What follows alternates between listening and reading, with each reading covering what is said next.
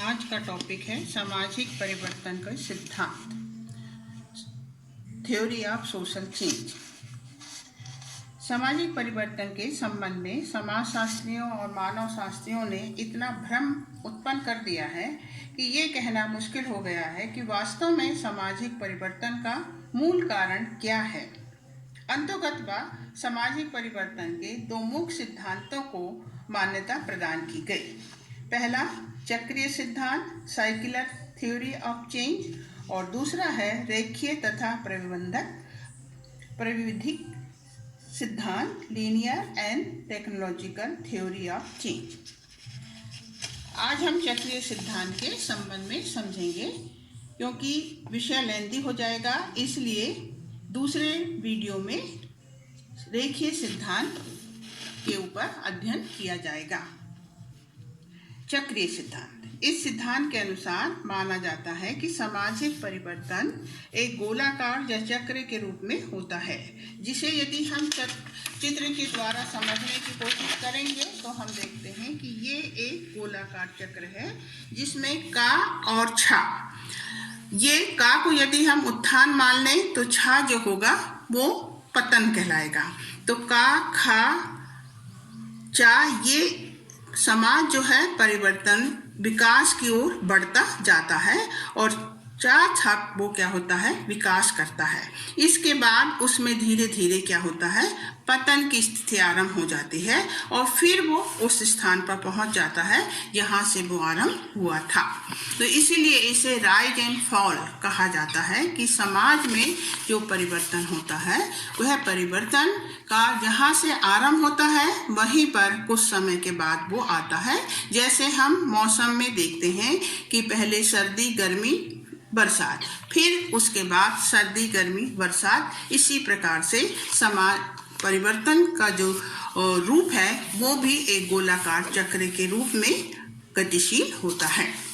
इस परिवर्तन में हम देखते हैं कि पहले तो परिवर्तन जो है गोलाकार के रूप में आगे की ओर बढ़ता है, किंतु धीरे धीरे फिर से वह अपने पुराने स्थान पर लौट जाता है। इस सिद्धांत के चार समाजशास्त्रियों ने अपने विचारों के द्वारा स्पष्ट किया है। पहला स्पेंगलर का सिद्धांत, उत्थान और पतन का, थ्योरी ऑफ डिटेक्शन।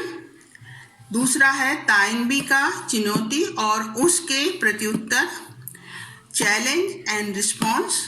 तीसरा सिरोकिन का सांस्कृतिक उत्थान, उतार चढ़ाव का सिद्धांत, जिसे हम कहते हैं थ्योरी ऑफ स्पेगलर।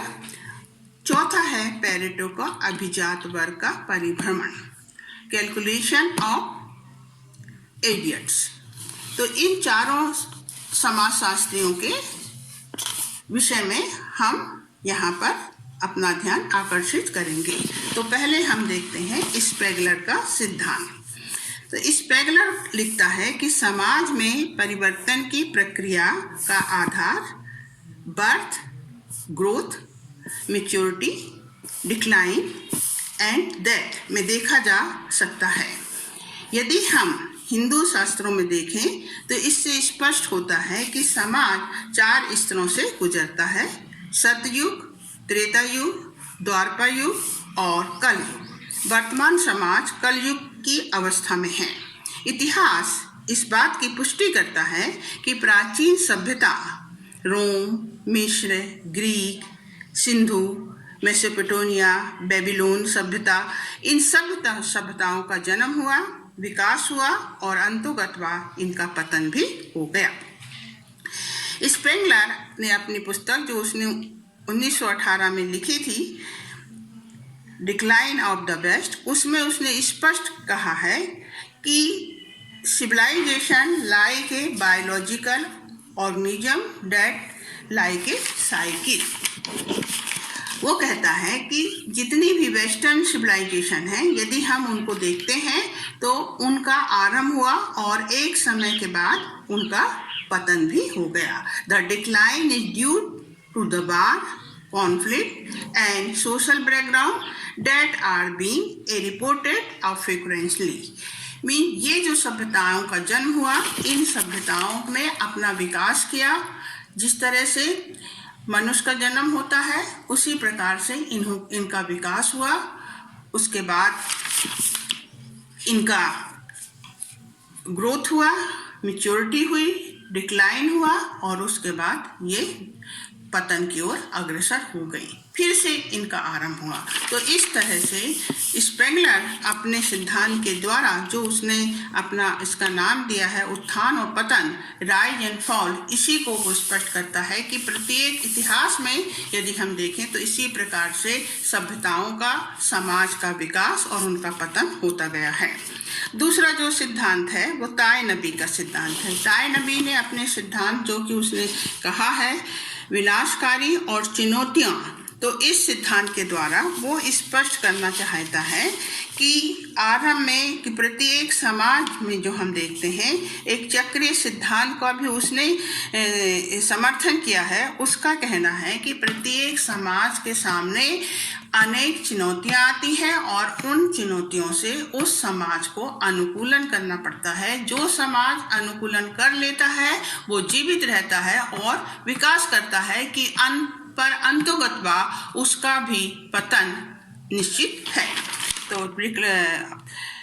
तायनबी कहता है कि आरंभ में प्रत्येक समाज में अपने विकास के लिए आंतरिक और बाह्य पर्यावरण से संघर्ष करना पड़ता है। हम सब जानते हैं कि पर्यावरण हमेशा हमारे अनुकूल नहीं होता है, किंतु जीवित रहने के लिए व्यक्ति उससे अनुकूलन करता है।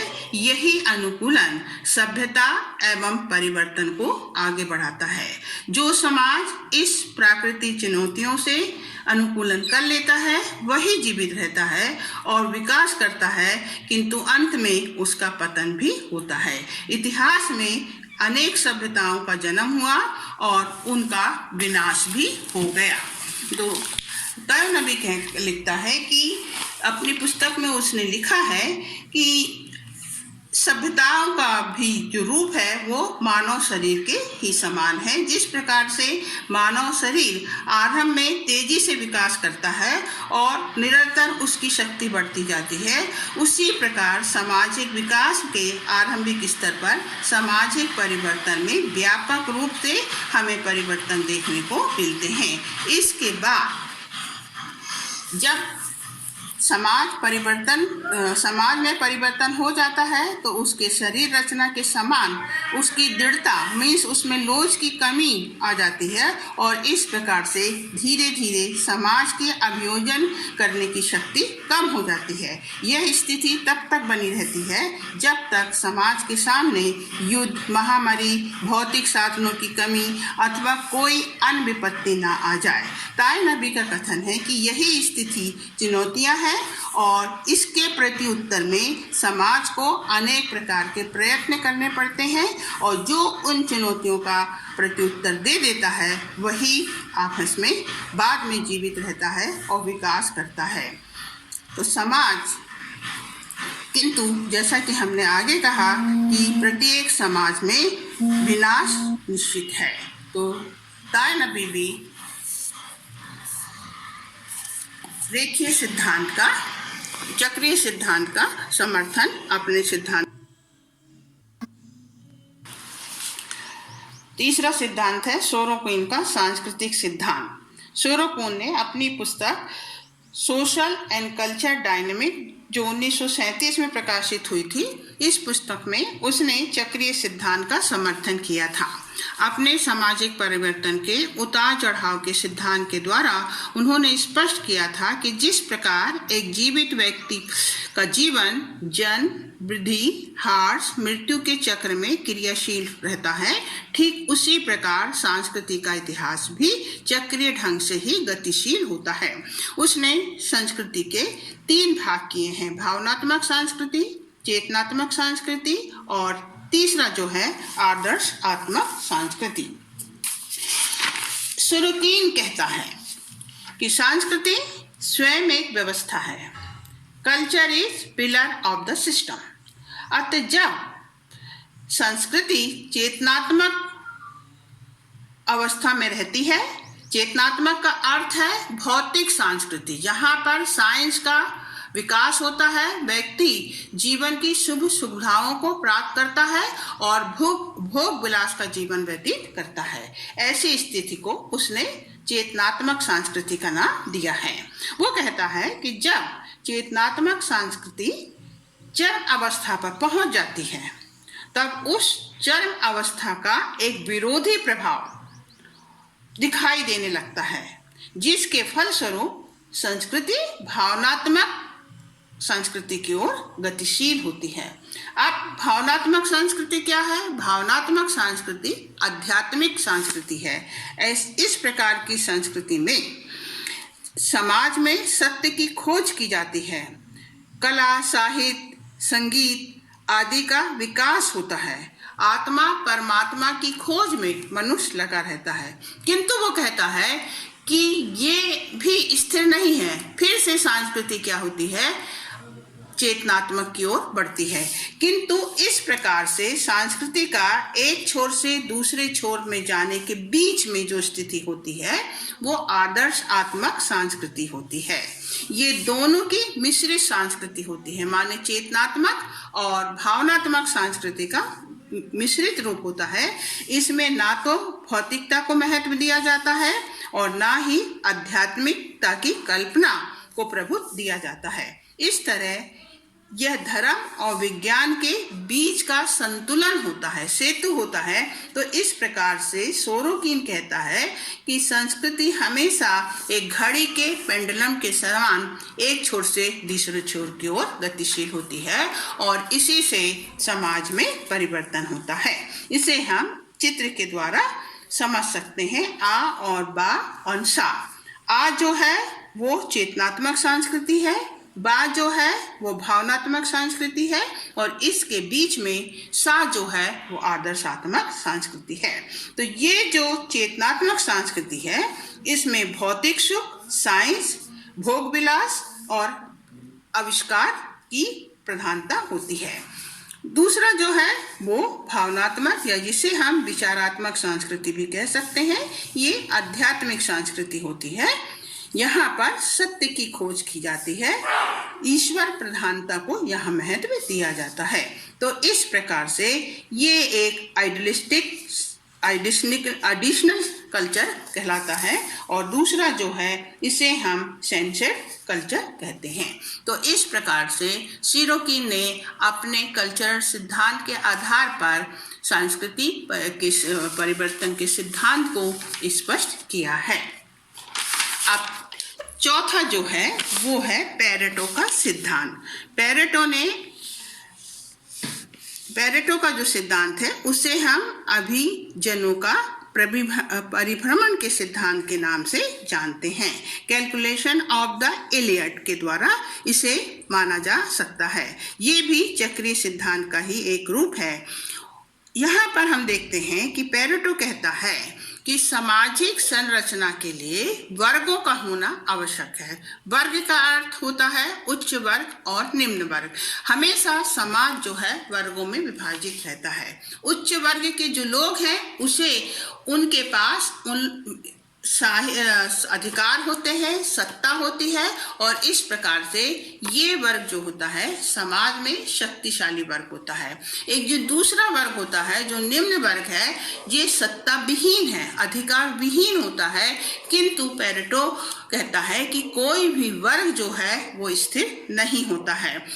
हमेशा से समाज में उच्च वर्ग के लोग निम्न वर्ग की ओर आते हैं। जिन अभिजातों में, जिन अभिजनों में दुर्गुण होते हैं, जो भ्रष्ट होते हैं, जिनमें अक्षमता होती है, वो अपने कर्मों के कारण निम्न वर्ग की ओर, और जो निम्न वर्ग के योग्य सदस्य होते हैं वो अपनी कार्यकुशलता के द्वारा, अपनी चतुराई के द्वारा उच्च वर्ग में क्या करते हैं, प्रवेश करते हैं। इन दोनों वर्गों का जो व्यक्तित्व होता है वो पूरी तौर से भिन्न होता है। तो जब उच्च वर्ग के लोग निम्न वर्ग में जाते हैं और निम्न वर्ग के लोग उच्च वर्ग में जाते हैं तो इससे एक असंतुलन की स्थिति उत्पन्न होती है और ये जो उनकी विचारधारा में और उनके रहन सहन में जो अंतर होता है उससे समाज में परिवर्तन दृष्टिपथ होता है। तो इस तरह से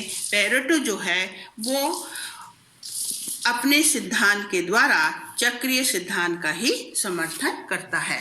वो कहता है कि यदि हम भारतीय समाज में जाति व्यवस्था पर अध्ययन करें तो हम ये पाते हैं कि ब्राह्मणों की स्थिति समाज में बहुत ऊंची थी और संपूर्ण जाति व्यवस्था में उनको एक प्रतिष्ठा प्राप्त थी, किंतु धीरे धीरे हम देखते हैं कि वो कहता है कि इन की स्थिति जो होती है समाज में कमजोर होने लगती है और जिन्हें हम दलित कहते हैं, दलित अपनी कुशलता के द्वारा, अपनी क्षमता के द्वारा इन्होंने समाज में अधिकार प्राप्त करना आरंभ कर लिया है। इनके पास भी अब समाज में शक्ति प्राप्त हो गई है। ये भी शासन में वर्तमान में हम देखते हैं कि शासन में इन लोग का भी भागीदारी दिखाई देती है। तो इस प्रकार से पुरोहितों की, ब्राह्मणों की जो स्थिति आरंभ में थी उस स्थिति में अब हमें अंतर दिखाई देता है।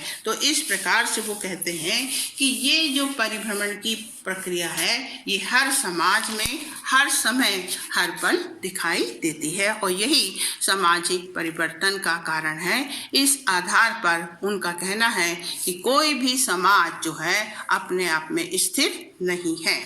अब यदि आपको मेरा वीडियो अच्छा लगे तो आप उसको लाइक कीजिए, शेयर कीजिए, सब्सक्राइब कीजिए और कमेंट जरूर दीजिएगा कि आपको विषय कैसा लगा।